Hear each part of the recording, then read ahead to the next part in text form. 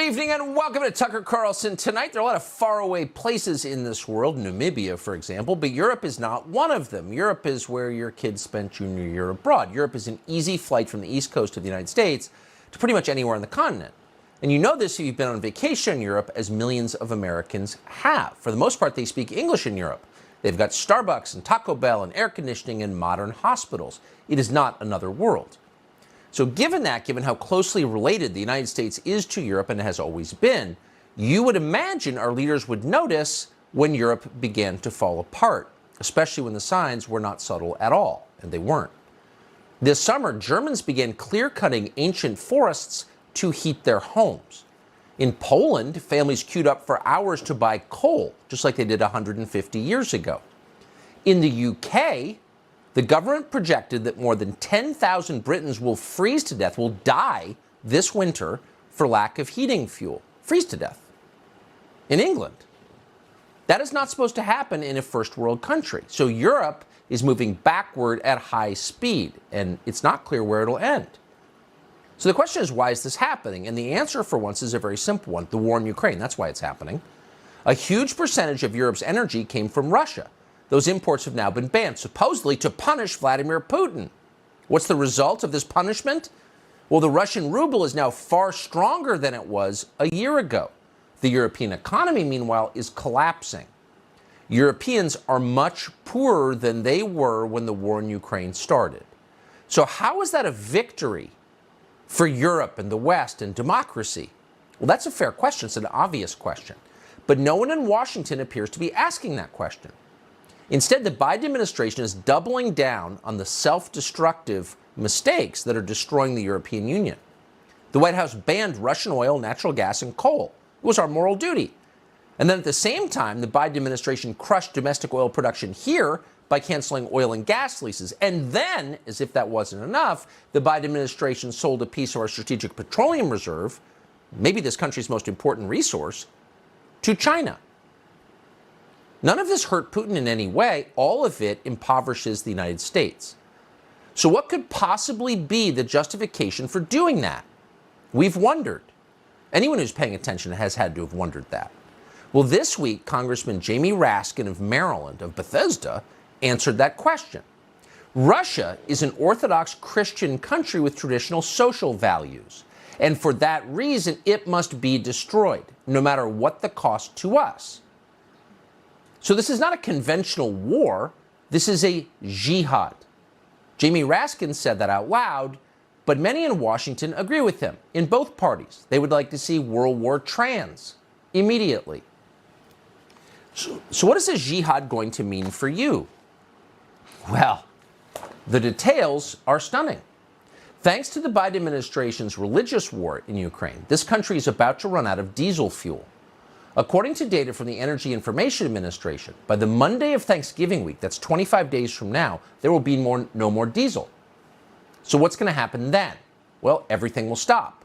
That means trucks and trains and barges all unable to move. Farm equipment will shut down. There will be no deliveries because there will be no trucks. There will be no diesel generators. And then, inevitably, our economy will crash because everything runs on diesel fuel. Not on solar panels, not on wind farms, on diesel fuel. Diesel is not a negotiable commodity. You have to have diesel. So what happens when we don't have it? Well, yesterday, Fox's Jackie Heinrich, apparently alone in the White House press corps, asked the White House spokesman, John Kirby, that very question. What's the plan here? We're running out of diesel. John Kirby, standing at the podium representing the White House, the President of the United States, the administration, the largest organization in human history, the executive branch of government, had no answer. But don't worry, he said. We will be exporting plenty of energy to Europe to help fight that progressive crusade in Ukraine. Watch. What are we doing to increase the supply of diesel, given that the Energy Information Administration said as of October 14th, the U.S. only had about a 25-day supply? You have the Northeast and New York already rationing home heating oil. what are we doing to prepare for the winter and to ramp up supply of diesel? I'll take the question on the diesel because I just don't have the data on that in front of me. So let me take that and we'll get back to you on that. But writ large, the president has been working very, very hard to make sure that that not only are we ready for fluctuations that could come, and of course the prices are going down, and we think that's important, but that we are also doing what we can to help our European friends and partners who are also going to be facing a long, cold winter. We have doubled our commitment. The commitment he made in March for natural gas exports to Europe, we've doubled that commitment in terms of actual, getting things over there, getting natural gas over there. And we are working with foreign suppliers of natural gas and oil to see if we can't help our European partners diversify their own storage and supplies. So just pause and savor the irony here just for a moment, because now everything is irony. They've been telling you for decades, since Al Gore left the White House, that the single greatest threat to the world was warming. And because of their efforts to fight warming, you are in danger of freezing. And unlike warming, freezing actually kills people, a lot of people every year. And it will kill people in the West this year thanks to their efforts to fight warming. Okay. The second thing to notice is the White House spokesman's totally uninterested, blasé response to the most basic question anyone could ask, which is, what are we doing about the fact we're running out of diesel fuel? And he has no idea, and he's not embarrassed that he has no idea. The problem is, at this point, there may not be an answer, because there may not be a way to avoid a disaster. Diesel fuel is not just low in this country, it's low in every Western nation that has aligned itself with Ukraine. All these nations preparing for World War Trans are running out of diesel fuel. As New York Magazine has reported, the last time there was this little supply of diesel, there were about 3.5 billion fewer people on the planet. Well, that puts it in perspective. So the Biden administration responded, as you know, earlier this year to rising gas prices, which they feared above all because the midterms are coming in 2 weeks, by tapping the strategic petroleum reserves. But that will not work here. The Northeast Home Heating Oil Reserve contains 1 million barrels of diesel in case of emergencies. The problem is that demand is so high across the board that, according to the Washington Post, even if the Biden administration used every single barrel in that stockpile would be empty in less than 6 hours. And of course, it's not just diesel that's running out. Jet fuel is up about 23% in just the last month. Kerosene, which if you don't live in New York City, you know perfectly well is used to heat people's homes and keep them from dying, is now close to $7 a gallon. Who heats with kerosene, by the way? Poor people heat with kerosene. And they're the ones who can't get it. $7 a gallon. In New England, people are worried about freezing to death this winter. Here's a local Fox report. West Hartford homeowner Sharona Resnick-Kravitz has been paying for oil to heat her home for more than 35 years. This is New England. It gets cold here. We're cold. Sharona is a widow living on a fixed income. She says before her husband passed away, they shared the bills. Now she is having to make sacrifices.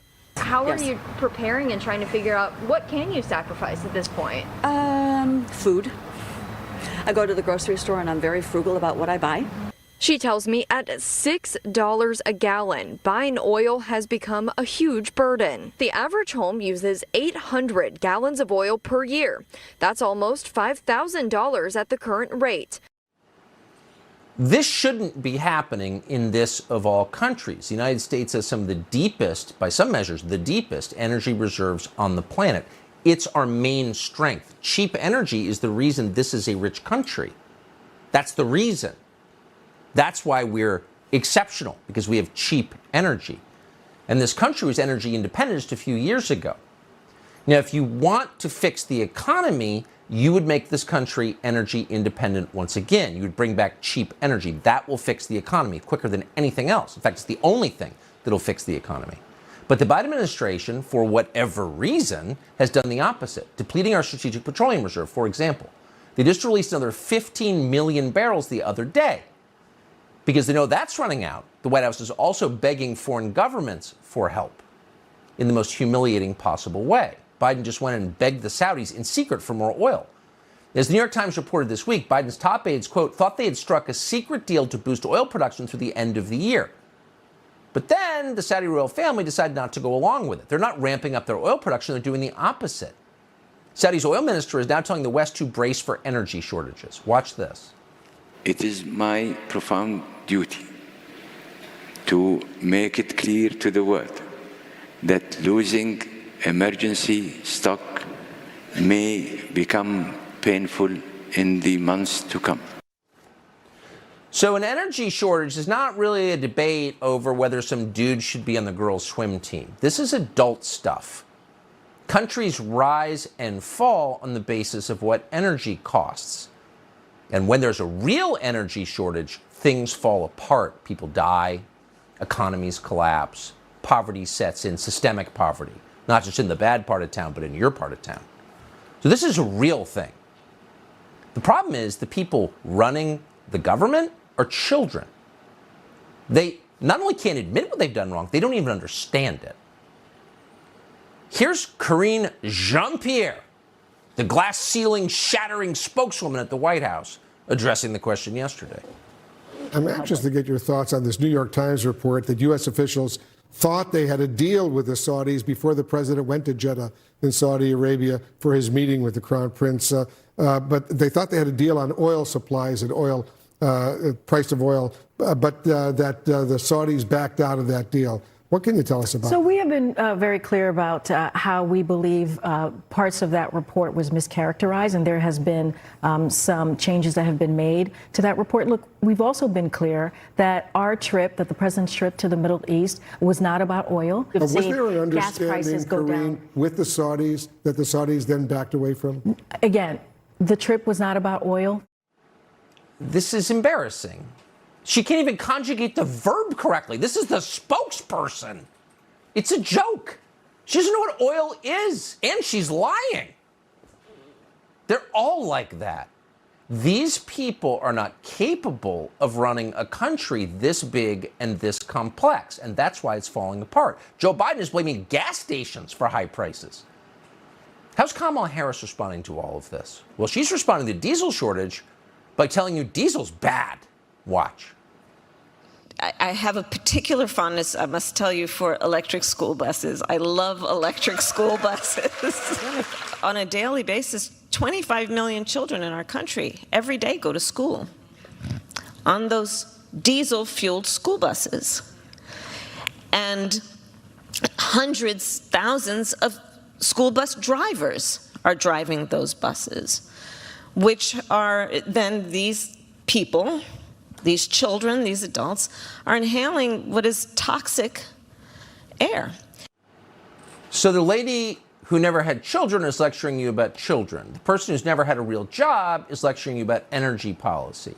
The woman who told you masks would stop COVID is telling you about diesel fumes and their effect on your body. This is a joke. The truth is these people are bumping right smack up against reality. And here's the reality. We have 25 days to avert economic catastrophe. Catastrophe is what will happen if we run out of diesel fuel. That's more important than prosecuting a jihad in Ukraine. It's more important than World War trans. Everything depends on this. And we've got 25 days to fix it. Josh Hawley represents the state of Missouri in the United States Senate, and he joins us tonight. Senator, thank you so much for coming on. This seems, so many of the things that we debate, I think, are important. Running out of diesel fuel would be at the very top of, I would say, the list of things that are important. I don't notice anyone paying attention to this. You know, you would think, Tucker, but you would also think that it wouldn't make a lot of sense to shut down this nation's principal source or one of its principal sources of wealth, of jobs. And I think what's really going on here with the Biden administration is this is a religion to them. The climate agenda is a religion to them. And the religion is that America is fundamentally bad and that the American way of life, particularly American workers and middle-class families, that the way that they live is bad and that it needs to change. They don't like people driving around in cars. They don't like the suburbs. They don't like all the energy we use. Why? Because they don't like how we live. They want to change how we live. So the real targets of their war are the American people and the American middle class and working class. And I have to say, if that's their goal, it is succeeding because they are crippling this country. And I think that's why you're going to see voters in a couple of weeks say no more. I mean, Jamie Raskin, who is one of the most famous progressives in the House of Representatives, comes out and says in writing that we need to go to war with Russia because it's a Christian conservative country. Now, there are probably a lot, reasons not to like Putin, or people have different views on the invasion of Ukraine. But this guy is talking about a religious war. Should a member of Congress be talking like this, and should he be taken seriously? This seems like jihadi stuff and scary to me. You wouldn't want to take him seriously, except for the fact that this is the majority party in control of the entire United States government right now, both houses of Congress and the White House. But here's the thing, Tucker, that they won't quite say out loud, but is absolutely true, is that what the war they really are waging, the cultural war they're most interested in, is right here in the United States of America. Well, right. It's America's, let's be honest, Christian culture that they don't like. It's the way that we live. It's the way that working people and middle-class folks live. It's the values that we hold. They don't like any of those things, and they want to destroy the economic underpinnings of America's middle class and working class. That's what this is about. That's why Joe Biden says stuff like, this is a necessary transition. Transition to what? To their secular, progressive utopia, I guess. Yeah. In the meantime, we all just have to suffer the consequences. Yeah, well, I'm against all transitions. I'm just going to go on the record. Senator Hawley, thank you so much for joining us today. Appreciate it. Thank you. So, Michigan is a Democratic state, obviously, and it has a Democratic governor who, of course, was going to be reelected despite her appalling behavior during the COVID pandemic. And yet, she might not be reelected. New polls show that Tudor Dixon, the Republican, could be the next governor of Michigan. An amazing story. Tudor Dixon joins us next. Plus, we just obtained a very dramatic video from our friend Chuck Todd at NBC News. We're going to bring that to you just ahead.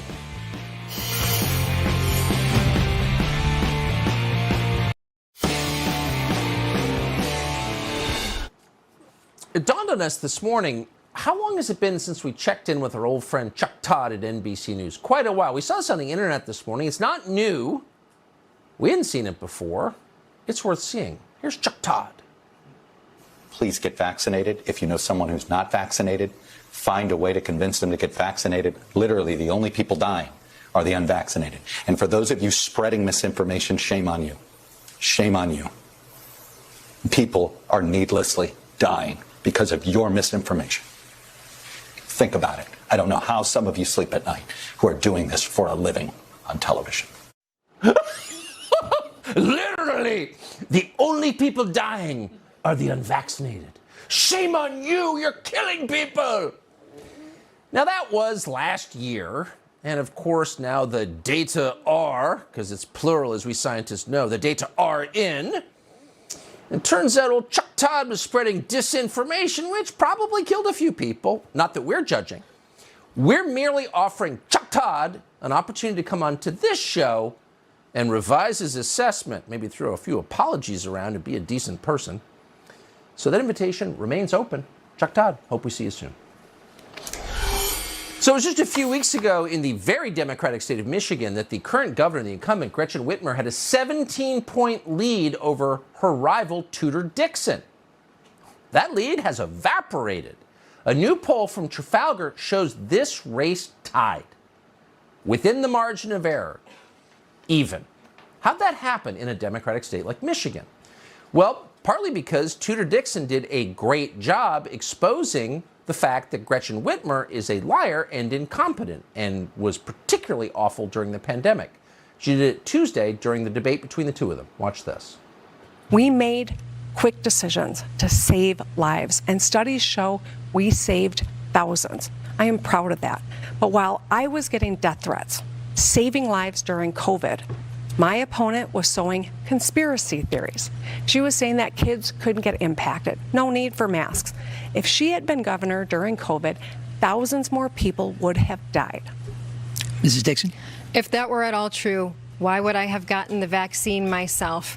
The governor is being dishonest once again, but that's what you do when you don't have policies to run on, when you killed more seniors than almost any other state, when you were told to stop the policy, but you kept it going, when you had such extreme unemployment fraud that you lost $8.5 billion worth of taxpayer money.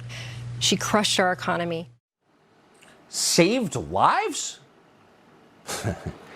As we've chronicled pretty exhaustively on this show, of all governors. Gretchen Whitmer is the last person who should be saying that, because it's a lie. May the words burn in her mouth. Tudor Dixon is running against her for governor of Michigan and may win. She joins us tonight. Tudor Dixon, thanks so much for coming on. Congratulations on these numbers. Amazing. Why do you think that you are now tied with the Democratic governor in a Democratic state?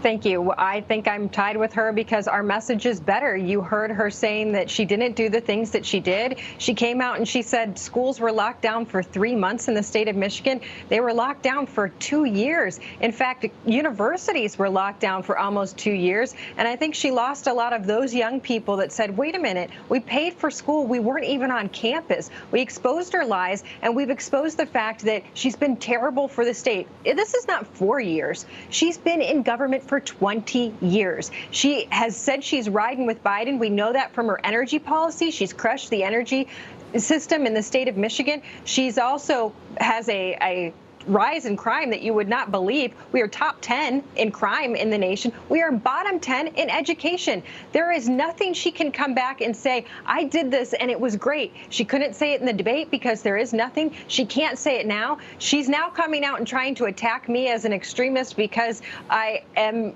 don't know, against kids being forced to get the vaccine. And guess what? I absolutely am. She says books aren't dangerous and refuses to answer to the parents in the state of Michigan who are saying, we want to go back to the basics of reading, writing, and math. And they want that because our test scores just came back and they're so horrendous. We went down twice as many points as any other state in the nation. Our kids are suffering from illiteracy, and she doesn't care. She still says, I'm the governor for students.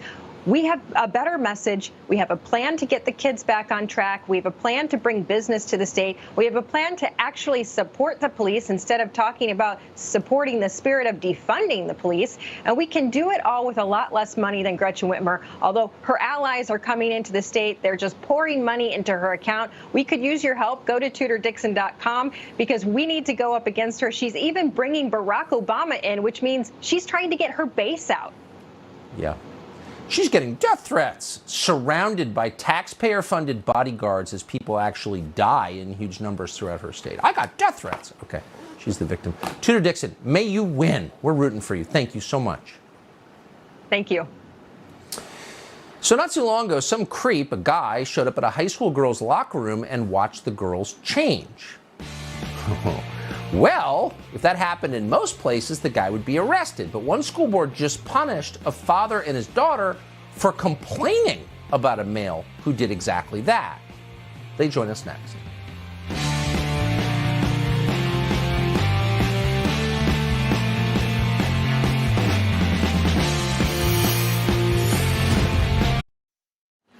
So let's say you were interested in sexualizing children, and unfortunately, some people are. What would you do? You might have a drag queen story hour at a library or a school. That's where you would indoctrinate and sexualize children. It's happening across the country. Here's one example from the Aspen Hill Library in Rockville, Maryland this summer.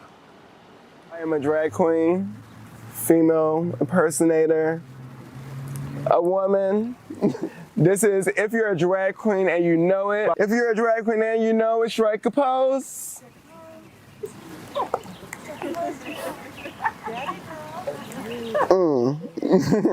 If you're a drag queen and you know it, shake your bum. If you're a drag queen and you know it, shake your bum. If you're a drag queen and you know it and you really want to show it, if you're a drag queen and you know it, shake your bum. Woo! So the deal always was, do what you want, just leave the kids out of it, because child molestation is a crime. But they're not leaving the kids out of it at all. It's happening everywhere. Chris Rufo has spent a month digging into drag queen story hours. He's a senior fellow at the Manhattan Institute. He joins us tonight. Chris, thanks so much for coming on. What did you find in the month you spent looking at this?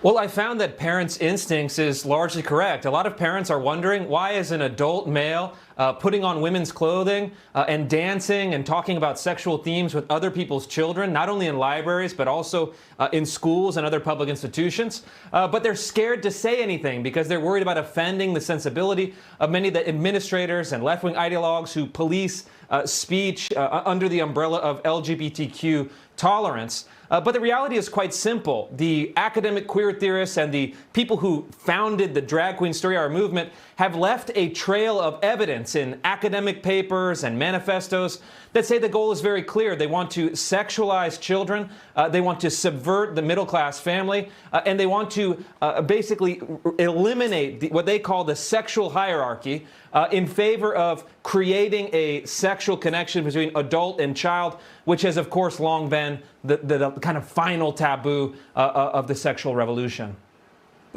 It was always the most basic taboo in our society. Stay away from the children creep or you will regret it. Why would any parent allow their child to be sexualized by an adult man with a fetish for kids? I mean, two reasons. I think the first reason is quite simple, is that people have been mystified and bought into this idea that it's somehow an expression of tolerance and exploration and gender creativity. But the second thing, we've seen this already in New York City, it's mandatory. New York City public schools have organized dozens of these performances as young as elementary school. These are mandatory. Parents in some cases were not even given the chance to opt out of them. And so this has long gone from what one conservative commentator called a, quote, blessing of liberty to something that is now being subsidized and forced onto kids by the state itself. It's something that people should trust their instincts on. People should push back against this. And of course, people should arm themselves with the literature and the people, in their own words, who have advocated for this deeply disturbing sexualization of children. Yeah, people should definitely arm themselves. I agree with that. This is keep the kids out of it, period. Chris Rufo, thank you. So one of the reasons parents put up with this is anyone who says anything is instantly punished. Travis Allen learned that the hard way. He was a girls' soccer coach at Randolph Union Middle School in Vermont. He was just suspended from his job without pay because he complained about a male student looming around the girls' locker room. Then the school, because this is North Korea at this point, punished Travis Allen's daughter, Blake Allen, for speaking about it, too. Blake Allen is on the volleyball team. Blake Allen and Travis Allen join us tonight. We're going to talk to their lawyer in just a moment. Thank you both so much for coming on. Travis, first to you, did I misstate what happened? You complained about a man in the women's locker room and you were punished? Correct. I made a a social media post that referred to the male student as a male, and I was punished because I misgendered him. You lost your job, or you're suspended without pay from your job? Correct, as the soccer coach. So you were the creep in this. I have to ask, did other employees at the school take you aside and say we're on your side? Did anyone protest your suspension? None of the other employees did. Other community members have supported me, though, privately. It's beyond belief. Thank you for complaining, by the way, at very least. Blake Allen, what did you do wrong in the eyes of the school, and how were you punished? I was in the locker room, and the trans student walked in, and there was the rest of the team was in there, and I was really uncomfortable, and I left, and I told the school, and they just shut me down and said there's nothing they could do. And I was later suspended because I voiced my opinion that a male shouldn't be in the women's locker room. And then when we filed a lawsuit, they dropped the suspension. How old are you? How old were you when this happened? I'm 14. I'm a freshman. You're 14 years old. And when you complained about a dude in the girls' locker room, you got suspended? Yes. Can you tell us the name of the person who made that decision? Lane Millington. Yeah. And how did this adult communicate your suspension to you? What did you do wrong in the view of this adult? I think they were mad that I was telling people how I thought it was wrong and that a male shouldn't be allowed to be with us in the locker room. You're 14 years old. Tell us what your classmates thought. Were they on your side? Yeah, a lot of my classmates were supportive. I think most people in the school are. They're just too scared to speak up because they see all the backlash I'm getting for it. Well, you're very brave. Because not only was I suspended, thank you.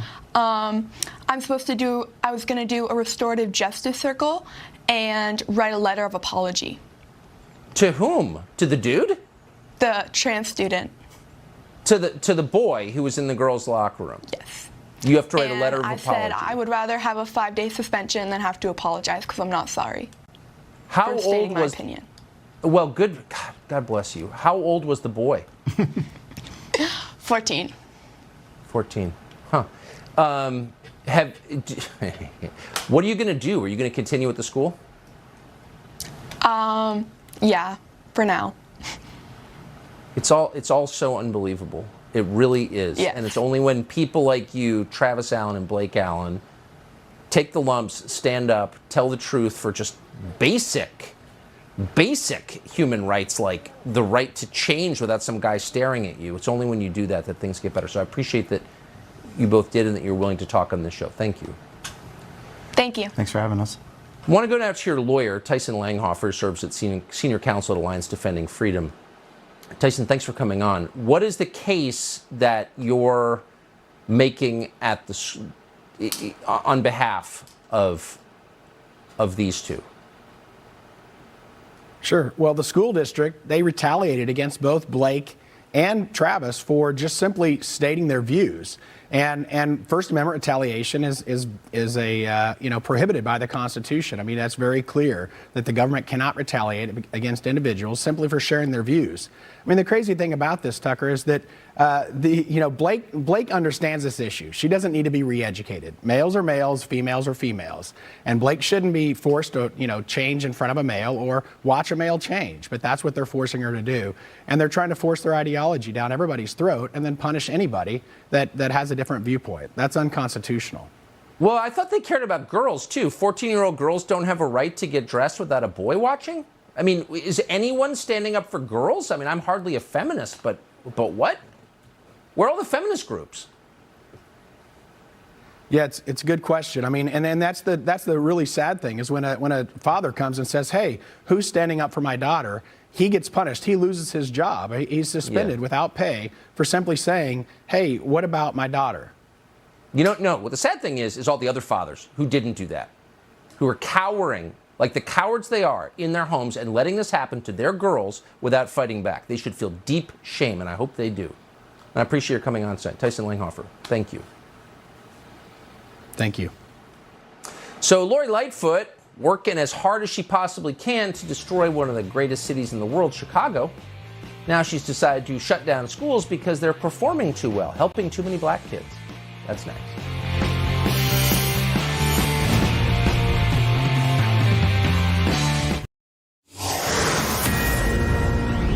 This is a Fox News alert. Elon Musk officially owns Twitter. He bought it not to make money, but to restore free speech to America. If he actually does that, this country will change forever. Immediately after the news came out, the CEO of Twitter, Parag Agrawal, who came to this country and immediately started destroying our most sacred freedom, and the CFO, Ned Siegel, are both gone. Yesterday, Musk walked in the door of Twitter with a sink. Let that sink in, he said. As of tonight, the old regime is officially out, and Elon Musk runs Twitter. We'll see what happens. It could be amazing. Really, in just a few years, Lori Lightfoot has almost single-handedly destroyed the city of Chicago. She's doing all she can to make it even worse. She's about to effectively shut down 2 all-black charter schools, not because they didn't work, but because they worked too well. The Urban Prep Academy campuses recorded 100% college acceptance rates for its seniors for 13 years. Oh, but they weren't controlled by teachers' unions, Lori Lightfoot's biggest backers, so now they are. It really seems like she's doing all she can to destroy Chicago. Democrats really have done a lot to destroy the state of Illinois. They just passed the so-called SAFE-T Act, which goes into effect next year, that will, among other things, eliminate cash bail entirely. Eliminate cash bail. As the rest of the country realizes what a terrible idea that is, Illinois is now doing it under its governor, J.B. Pritzker. So we wanted to talk to someone, who's going to have to live with this law. Keith Pekow is the mayor of Orland Park, Illinois. He's now running for Congress. He joins us tonight. Mr. Mayor, thanks so much for coming on. So since you actually run a municipality in the state of Illinois, tell us what this will mean for you and your town. The SAFE-T Act, and thank you for having me, Tucker. The SAFE-T Act will be an absolute disaster for the town. Not only the elimination of cash bail, which we're already dealing with a lot of that with Kim Foxx's policies, and we've seen crime running rampant through the county, and we've been fairly successful in Orland Park with proactive policing policies to still keep it tamped down. But this is going to continue to happen, and even more so, trespassing, you won't be able to put a hand on someone. Basically, you can only ticket them, so they can't remove them from a property.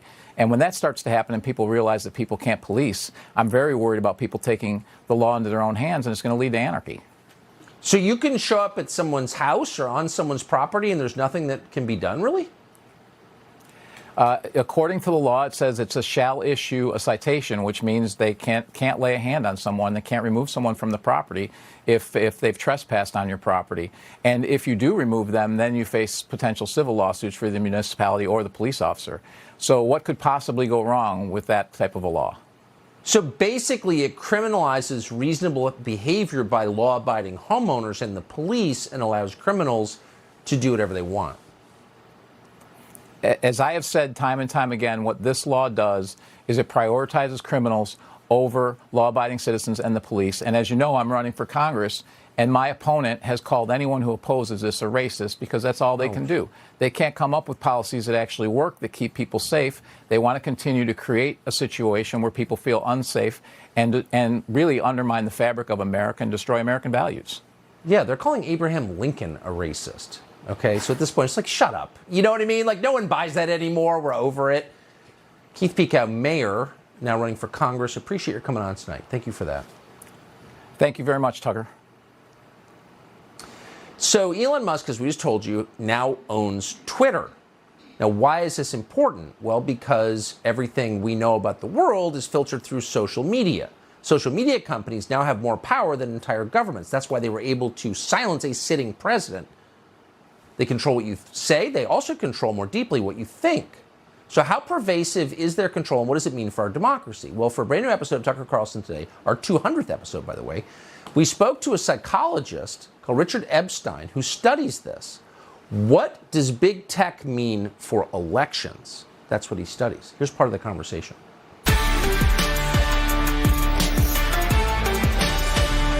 The more I've learned about Google and to some extent other tech companies, the more outraged I have become, because these companies, they operate at two levels. At this level, up here where we see them and where we interact with them, Gmail and Google Docs and Google Maps, and all we see is a bunch of free services, like they're a big, sweet, kind, generous librarian.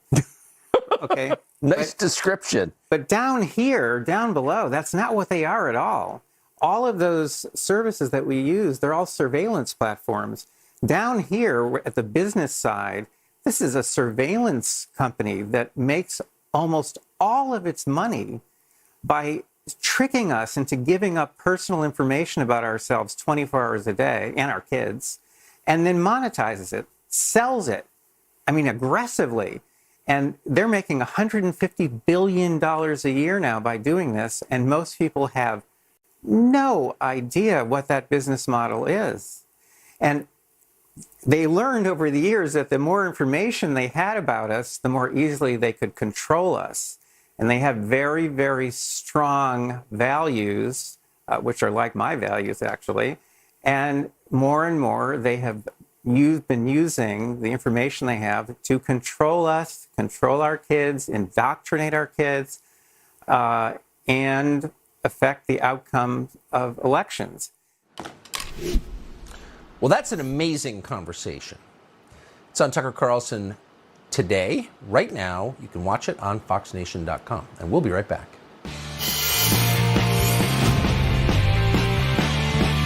Ladies and gentlemen, please welcome to the stage, Blake Masters. This may be the most significant midterm elections of our lifetime. For months, our team was able to embed with the Masters campaign. A Republican candidate who is not a politician, but who may be an actual reformer. I'm trying to show people what a new breed of politician looks like. We're going to send a fighter to D.C. That's me.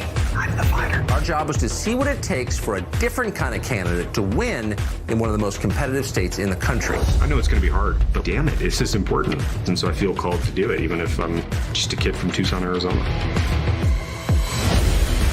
We're going to turn this country around.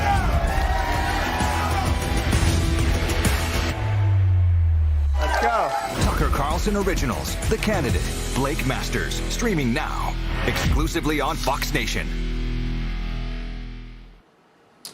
Not to be always promoting our stuff, but that is a good documentary. And our interview with Robert Epstein about Google and elections is amazing. It's on Fox Nation right now. Here's Sean.